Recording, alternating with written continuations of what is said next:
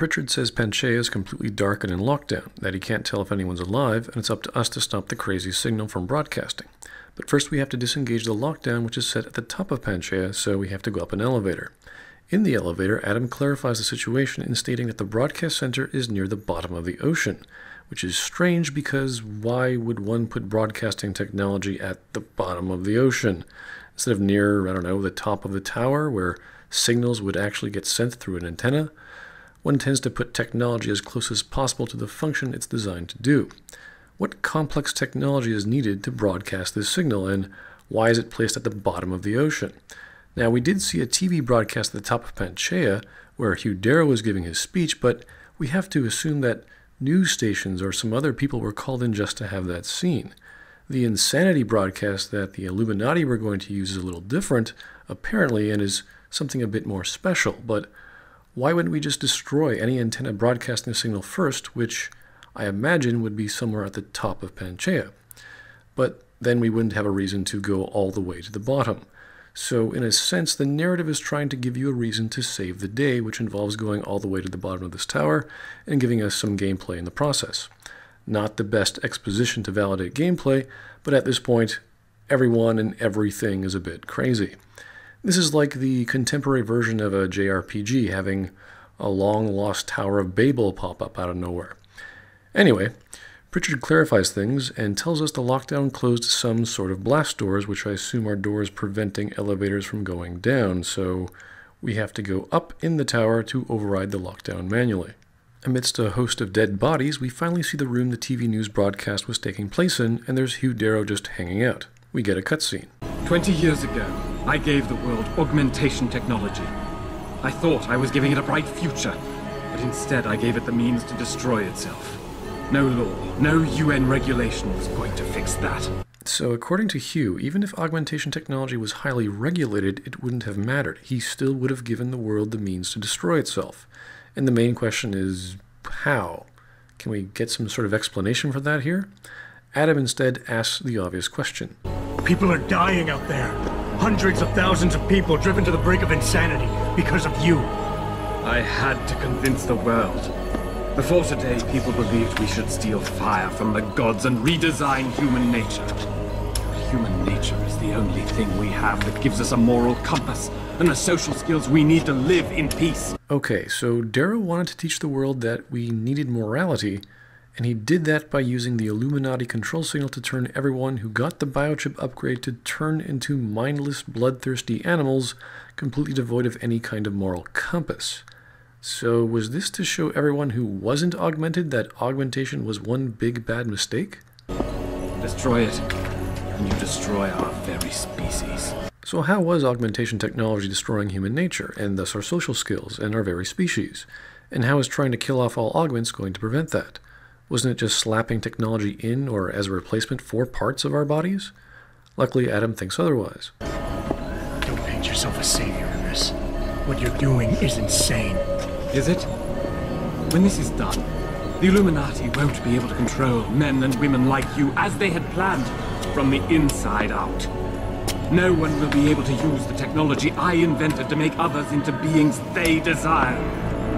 Something we both know has happened already. So why couldn't Hugh Darrow just whistleblow the whole issue to the world? I mean, what was stopping him from just saying, all those upgraded biochips you just inserted? Yeah. It's a giant trap of a shadow government who can use to directly dominate your mind. Why did he have to cause everyone to lose their minds just to prove a point that such a thing even existed? There's a huge difference between talking about the coming of Armageddon and technology to control people's minds on a planetary level, and actually pressing the doomsday button yourself to prove how bad Armageddon is by starting it.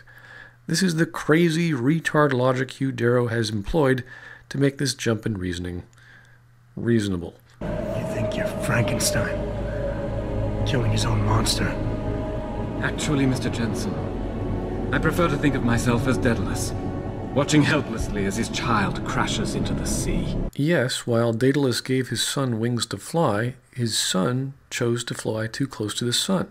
The distinction is that Hugh Darrow's actively pushed all augments into the sun. So now we have apparently an important social battle involving a crippled man-man, which isn't even necessary. At this point, the only reason is to show off Adam's humanity, or social skills, as Darrow put it, to remind him of his humanity. So I guess it's a rather ironic battle, even if all we need to do is completely ignore Darrow, shoot him, or just throw him off the damn tower so he doesn't enable the lockdown again. There's no actual way to lose the battle anyway, and the extrapolate path is probably the best for listening to Darrow's exposition in a rational train of thought. But I'll go through the worst path, which is using appeal. Darrow designed the security system that is protecting the broadcast center, and Adam asks for him to shut it down. Darrow says weird things like humanity must abandon transcendence, yet embrace change. For humanity to survive beyond this century, it must abandon ill-conceived notions about transcendence and embrace change. But for that to happen, the hard lesson must be learned. Blood must be shed. Why? You see, we can have drama and consideration for madmen if they explain their madness. If we get where they're coming from, like a Hamlet or a Titus, it begins to make some sense. But if it all turns out to be a big, bad mental mistake, everyone, including the audience, feels and looks a bit stupid. This is the grandfather augmentation here. Again, why couldn't Darrow just have told everyone what was going on and simply said, do a second recall on all those chips they installed? Or why did he have to kill potentially hundreds of thousands of people? Or how about send a signal where everyone just stops what they're doing and stands around like, I don't know, just staring at the wall? Wouldn't that have been really freaky enough? We already know the signal can do some complicated things, as we saw in the first mission of the game, but apparently no. Blood must be shed. Thousands of people gotta die. Now, if the narrative is simply trying to show us that all this technology is bad and can be used for bad things, even while well-mannered, intelligent fellows have brief moments of insecurity and can cause huge problems with it, okay, fine. Darrow tries to appeal to Adam's past, how Adam had to kill in order to save, and how this is no different aside from the scale of what's at stake, which is the survival of humanity. Now, we can attack Darrow with critique and accuse him of trying to justify genocide. He goes into an interesting tirade, even stating that Adam is a threat to humanity and that his genius caused all the others, like Seraph and Zhao, to stand on his shoulders and take advantage without foresight, while he's the only one with the perspective of what it all means. He may be correct, but his methods in trying to solve the problem are psychopathic. The next, I'd say, easier attack is to use appeal, where Adam reminds him that he's a human, just like Darrow, and how Darrow drove all those men and women to insanity. He's just lashing out in spite. I don't know exactly where Adam gets the spite part I'm guessing it's because the other paths of Darrow show off his more internalized issues of fixing his own genetic failure and not being compatible with augmentation, like his crippled leg, so I'm guessing the writer was bleeding the ideas from one path to the other, just not properly clarifying each. Anyway, Darrow gets offended and accuses Adam of not understanding him, let alone anyone understanding him, which sounds about right because he's a bloody psychopath, and he goes back to being an egotistical nightmare, how he's the only one with the intellect to understand things, and that a violent stroke would be necessary to save humanity, and that only one human species should save itself, which means he wants to kill every augment out there. Darrow, you created something incredible, but you couldn't let go. Is hatred really the only thing you have left? Look at what you've done out there. Open your eyes and look. No, this isn't what I wanted. I saw the future, the danger to us all. Could my motives really be so tainted? I will give you what you want, Mr. Jensen. Codes to shut down Panchaea's security system. But you'll still be in danger. Much of the system is self-determining and lethal. When you see it, maybe then you'll understand. The technology I created will not be the future any one of us desires. Please, help the world understand that. And then we are welcomed to the strangest 180 in video game arguing dialogue history, just asking him to look, as Adam puts it, at all the dead bodies he causes him to go, "My God, what have I done?" and he gives up. Now, in the appeal route, it comes across about as meaningful and melodramatic as Dracula's dying statement in Castlevania Symphony of the Night. How is it that I've been so defeated? So Darrow throws us a pocket secretary, which apparently has codes to shut down Panchaea's security, and... Okay, did either of us push the disengage button that we saw from the cutscene? Did that button need the codes from the pocket secretary? Did Darrow just do that for us with that thing and threw it on the ground for us to pick up for some reason? I guess we picked it up and used it ourselves? I don't know. The lockdown is gone. Okay, well... Either way, the security system is automated, so we still have to fight through the tower's defense system to stop the Illuminati control signal, like we would normally do in every other part of the game when we traverse a level. So, now that Pritchard has stated Adam's officially on his own now, the blast doors are open near the hangar doors, and the crazy people have somehow not all killed themselves, we finally come face to face with them.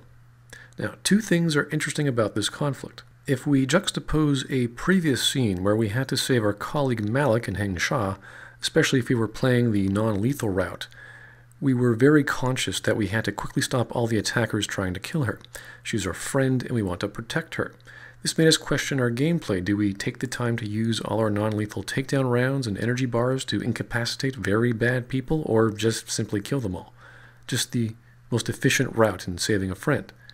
But in this scenario, our opponents are just innocent people. They've lost their minds and have turned into blundering, mindless, aggressive animals. This would have been a similar feeling if we were allowed to interact or stop the mob in Detroit in that cutscene that was found outside Seraph's offices. In one light, we're justified in using lethal force to help put these people out of their misery by preventing more deaths from occurring by stopping the broadcast as quickly as possible. At the same time, they're still innocent, and their condition isn't their fault. We have no right to kill them, but we do via self-defense. This is all under the pretext that the clock is ticking and the planet is now thrust into this horrific scenario. And much like Hugh's previous philosophy of thinning the diseased herd to save the rest of humanity, so too may we be justified in killing those in our path in this Babylonic tower to ensure less deaths are occurring on a global level. The other point is that this is perhaps the hardest part of the game, where one needs to properly ration their non-lethal ammunition and candy bars if they still want to get that non-lethal playthrough. Most players have probably had inventory problems at this point anyway. This conflict involves the direct consequences of augmentation technology, or transhumanism, which is the main theme of the story. Adam, being the savior, can either kill or disable. This is what gaming should be, a coupling between narrative and gameplay. In this case, a theme, and the marriage between meaningful gameplay and expressing that meaning through the player's previously learned action is achieved. Although the player is aware of the immediacy and that every second counts, its consequences of not being efficient or violent as possible aren't really realized or expressed as time goes by. It's a nagging thought, but the game world doesn't seem to really care. Regardless, whether one plays lethal or non-lethal, this is a compelling sense of conflict that uses the existing gameplay reinforced with the meaning from the narrative. As off the rails as the plot and some characters have gone, there's still meaning to be found in the game, even if the NPCs are all raving mad. We continue and eventually listen to a broadcast by Taggart, and after stealthily avoiding or brutally killing a whole bunch of people, we just so happen to find him. Taggart comes clean and admits to being aware of the conspiracy, or at least having knowledge of the Illuminati kill switch control signal thing. He's essentially telling us he's a member of the Illuminati and that he's willing to let Adam be a part of it. Adam isn't looking for glory. He wants Adam to shut down the signal and state that an accident occurred that contaminated the world's neuropazine supply. He also states that the future Hugh Darrow envisioned doesn't really allow for both species, but that lying about Versatech and neuropazine will somehow ensure a future of augments and otherwise. He also chides us that if we do make it public the Illuminati did this, that no one would believe it. First off, how is lying about a contamination of the world's neuropazine going to explain how everyone went nuts at exactly the same time? Surely someone's going to be able to figure out what happened? And how is Hugh Darrow's philosophy of driving every augment person mad not allow for a future with both? He was obviously misguided and took drastic measures, but it sounds like even if Darrow didn't act, the Illuminati would still get its way. And their goals are control, not genocide. There would still be augments and normal people. Even if Darrow manages to kill every single augment out there, Pandora's box has been opened. Technology has passed the Rubicon. Advancement will continue, and nothing anyone can do is going to stop that. Adam stops the signal, then people would eventually figure out what happened naturally and take steps to figure out and prevent a control signal from being used again. If some independent tech wizards or doctors haven't figured that out already. Brain-based augments or others out there, they're not just going to go away, and not everyone's going to be augmented, so Taggart's kind of speaking nonsense here. Finally, if Adam is saying he would rather tell everyone the Illuminati did this instead of some lie about drugs, why wouldn't people believe him? He'd be the hero holding the megaphone, telling them about a chip that screwed everyone over, and the Illuminati don't all agree, and how Darrow was part of that. Do you see how none of this is gearing up to make any sense? It's like the story is setting us up for some contrived and stupid choice we're going to make. Now, we could blame the dangerous climate, how everyone's gone crazy, but it doesn't say much for those who aren't crazy, or Adam. And next we have David Seraph.